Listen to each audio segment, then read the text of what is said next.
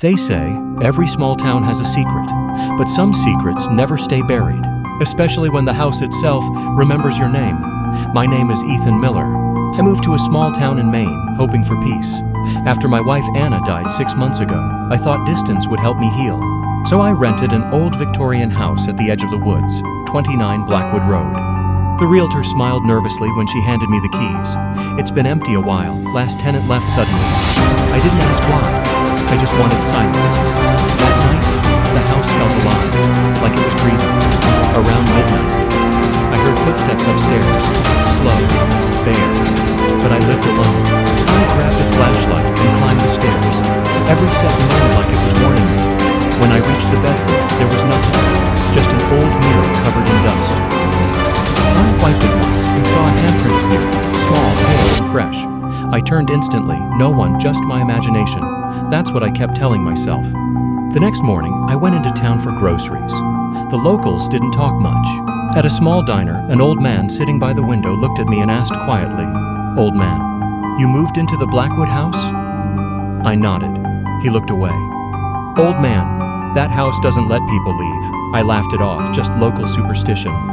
That night, I developed a few photos I took of the woods behind the house. One picture froze my blood. Behind the trees stood a woman in a white dress staring right at my camera.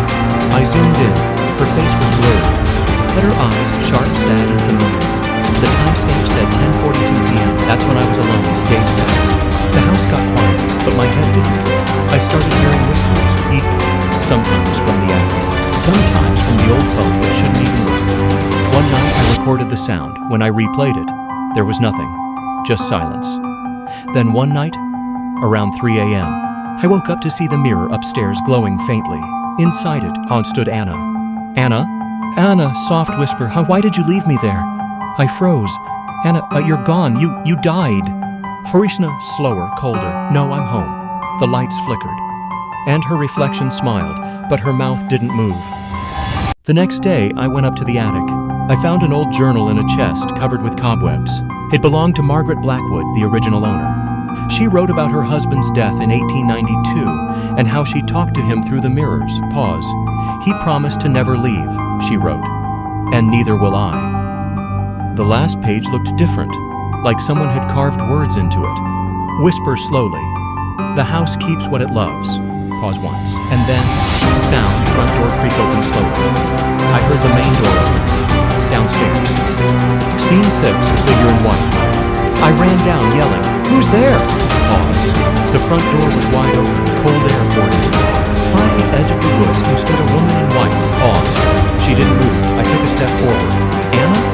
Pause too. The woman tilted her head, then blinked. She was suddenly closer. Heartbeat sound slowly rising. Another blink. She was right in front of me. I dropped my flashlight. Darkness swallowed the room. Whisper voice, "Anna, you promised you'd never leave." Pause once. I felt her breath against my ear. Cold, not wrong. I screamed, "But the house!" I swallowed the sound. Scene 7, the evidence. Narrator calm, grim tone. The next morning, neighbors saw the front door open. Ethan's truck was still parked outside. Pause. Police came. They found no sign of him, but his camera was still recording. In the footage, Ethan was seen talking to no one. Pause. Then the camera tilted down, and behind him, the mirror reflection kept moving long after he was gone. Scene 8, epilogue, new family, soft daylight ambiance. A few weeks later, a woman and her daughter moved into the same house. Pause. The little girl ran upstairs laughing. "Mommy, there's a man in the mirror. He says his name's Ethan." Pause. The mother froze. The camera slowly pans to the mirror. Ethan's reflection stands inside, smiling faintly. Soft whisper, narrator. Some houses don't haunt you, they adopt you.